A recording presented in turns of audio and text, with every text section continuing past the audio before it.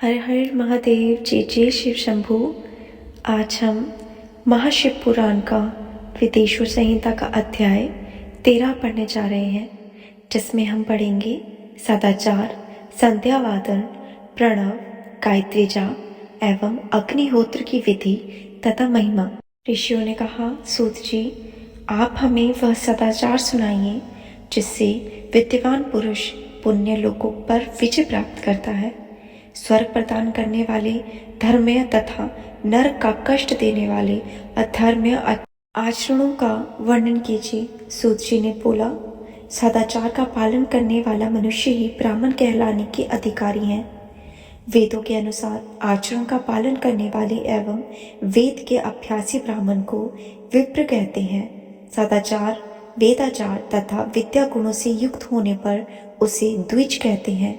वेदों का कम आचार तथा कम अध्ययन करने वाला एवं राजा के पुरोहित अथवा सेवक ब्राह्मण को क्षत्रिय ब्राह्मण कहते हैं। जो ब्राह्मण कृषि या वाणिज्य कर्म करने वाला है तथा ब्राह्मण योजित आचार का भी पालन करता है, वह वैश्य ब्राह्मण कहलाता है तथा स्वयं खेत जोतने वाला शूद्र ब्राह्मण कहलाता है। जो दूसरों के दोष देखने वाला तथा परद्रोही है, उसे चंडाल द्विज कहते हैं। क्षत्रियों में जो पृथ्वी का पालन करता है वह राजा है तथा अन्य मनुष्य राजत्वहीन क्षत्रिय माने जाते हैं। जो धान्य आदि वस्तुओं का क्रय विक्रय करते हैं वह वैश्य कहलाते हैं। दूसरों का वाणी कहते हैं। जो ब्राह्मणों, क्षत्रियों और वैश्यों की सेवा में लगा रहता है शूद्र कहलाता है। जो शूद्र हल जोतता है उसे वृषण समझाना चाहिए। इन सभी वर्गों में मनुष्य को चाहिए कि वे ब्रह्म मुहूर्त में उठकर पूर्व की ओर मुख करके देवताओं का, धर्म का, अर्थ का, उसकी प्राप्ति के लिए उठाए जाने वाले कलेशों का तथा व्यय का चिंतन करें। रात के अंतिम पहर के मध्य भाग में मनुष्य को उठकर मलमूत्र त्याग करना चाहिए। घर से बाहर शरीर को ढककर निकलना चाहिए। उत्तरी विमुख होकर मलमूत्र का त्याग करना चाहिए। जल, अग्नि, ब्राह्मण तथा देवताओं का स्थान से बचाकर बैठना चाहिए। उठने पर उस और ना देखें। हाथ पैरों की शुद्धि करके 8 बार कुर्ला करें। किसी वृक्ष के पत्ते से दांतुन करें। दांतुन करते समय तर्जनी उंगली का उपयोग ना करें। तंत्र जल संबंधी देवताओं को नमस्कार कर मंत्र पाठ करते हुए जलाशय में स्नान करें। कंठ तक या कमर तक पानी में खड़े होने की शक्ति ना हो तो घुटने तक जल में खड़े होकर ऊपर से जल का छिड़काव करके मंत्रों का उच्चारण करें। स्नान कर तृपण करें।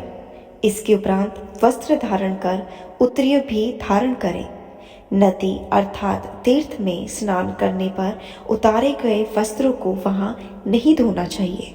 उसे किसी कुएं, बावड़ी या घर में ले जाकर धोएं। कपड़ों को निचोड़ने से जल गिरता है।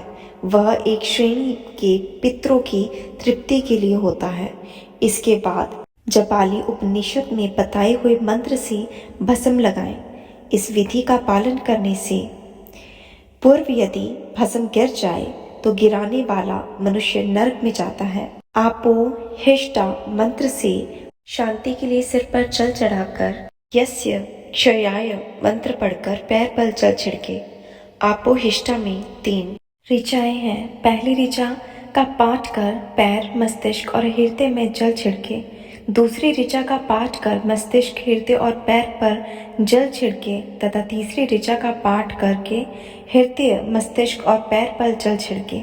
इस प्रकार के स्नान को मंत्र स्नान कहते हैं। किसी अपवित्र वस्तु से स्पर्श हो जाने पर, स्वास्थ्य ठीक ना रहने पर, यात्रा में या जल उपलब्ध ना होने पर मंत्र स्नान करना चाहिए। प्रातः काल की संध्या उपासना में गायत्री मंत्र का जाप करके 3 बार सूर्य को अर्घ्य देना चाहिए। मध्याह्न में गायत्री मंत्र का उच्चारण कर सूर्य को एक अर्घ्य देना चाहिए। सायंकाल में पश्चिम की ओर मुख करके पृथ्वी पर ही सूर्य को अर्घ्य दे। सायंकाल में सूर्यास्त से 2 घड़ी पहले की गई संध्या का कोई भी महत्व नहीं होता।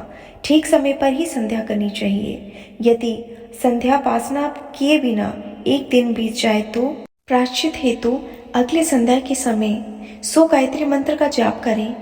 10 दिन छूटने पर 1,00,000 बार तथा 1 माह छूटने पर उपनयन संस्कार कराएं। अर्थ सिद्धि के लिए ईश, गौरी, कार्तिकी, विष्णु, ब्रह्मा, चंद्रमा और यम व अन्य देवताओं को जल से तृप्त करें। तीर्थ के दक्षिण में, मंत्रालय में, देवालय में अथवा घर में आसन पर बैठकर अपनी बुद्धि को स्थिर कर देवताओं को नमस्कार कर प्रवण मंत्र का जाप करके उसके पश्चात गायत्री मंत्र का जाप करें। प्रवण के अ, उ, म तीनों अक्षरों में जीव और ब्रह्मा की एकता का प्रतिपादन होता है। अतः प्रणव मंत्र का जाप करते समय मन में यह भावना होनी चाहिए कि हम तीनों लोकों की सृष्टि करने वाले ब्रह्मा, पालन करने वाले विष्णु तथा संहार करने वाले रुद्र की उपासना कर रहे हैं। यह ब्रह्म स्वरूप ओमकार हमारी कर्म इंद्रियों, ज्ञान इंद्रियों, मन की वृत्तियों तथा बुद्धि वृत्तियों को सदा भोग और मोक्ष प्रदान करने वाले धर्म एवं ज्ञान की ओर प्रेरित करें।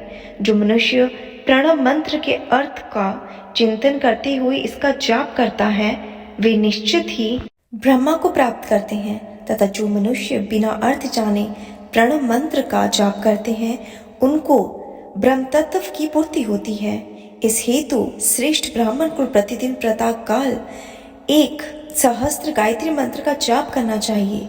मध्याह्न में 100 बार तथा साय में 28 बार जाप करें और अन्य वर्गों के मनुष्य को उनके सामर्थ्य के अनुसार जाप करना चाहिए। हमारे शरीर के भीतर मूलाधार, स्वाधिष्ठान, मणिपुर, अनाहत, आज्ञा और सहस्त्र नामक 6 चक्र होते हैं। इन चक्रों को क्रमशः विदेश्वर, ब्रह्मा, विष्णु, ईश, जीवात्मा और परमेश्वर स्थित है।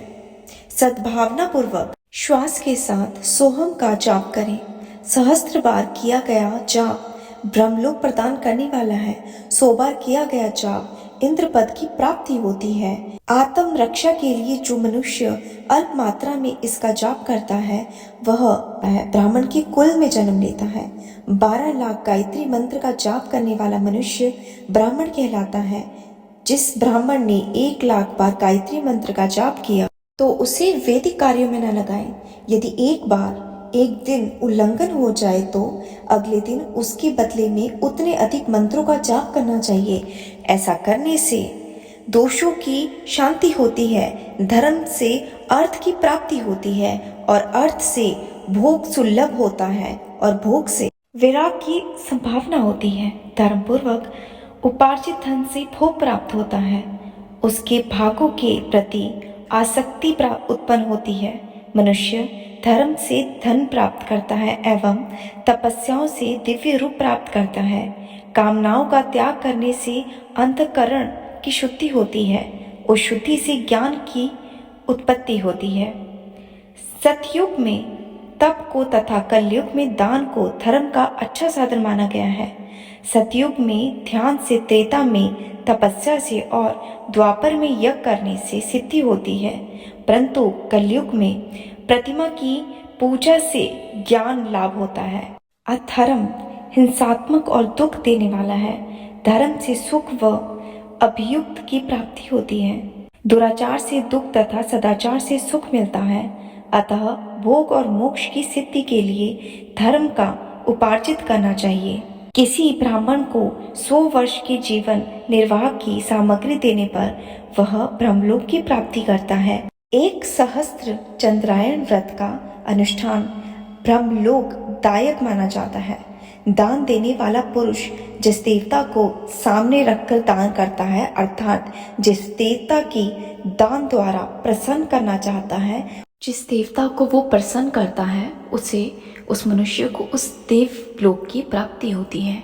धनहीन पुरुष तपस्या कर अक्षर सुख को प्राप्त कर सकते हैं। ब्राह्मण को दान ग्रहण कर तथा यज्ञ करके धन का अर्जन करना चाहिए। क्षत्रिय बहुबल से तथा वैश्य कृषि एवं गौरक्षा से धन का उपार्जन करें।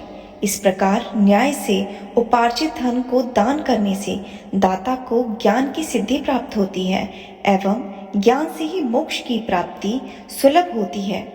गृहस्थ मनुष्य को धन धान्य आदि सभी वस्तुओं का दान करना चाहिए, जिसके अन्न को खाकर मनुष्य कथा श्रवण तथा सत्कर्म का पालन करता है तथा उसका आधा फल दाता को मिलता है। दान लेने वाले मनुष्य को दान में प्राप्त वस्तु का दान तथा तपस्या द्वारा पाप की शुद्धि करनी चाहिए। उसको अपने धन के 3 भाग करने चाहिए, एक धर्म के लिए, दूसरा वृद्धि के लिए एवं तीसरा उपभोग के लिए।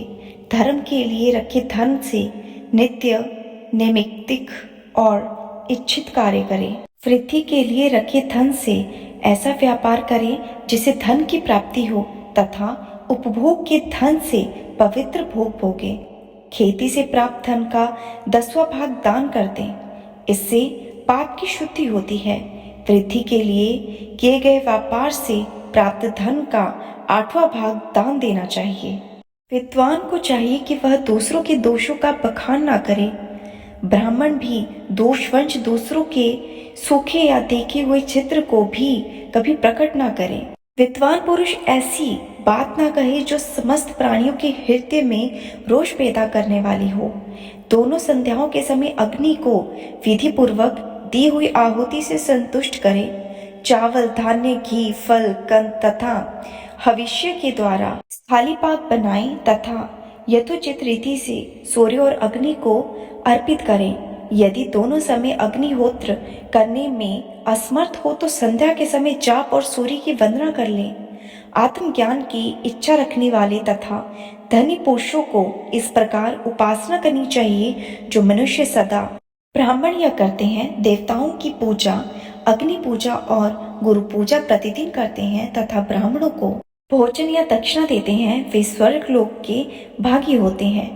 तो ये था महाविदेश्वर संहिता का अध्याय 13। अब हम मिलते हैं अगली वीडियो में। तब तक के लिए हर हर महादेव, जय जय शिव शंभू।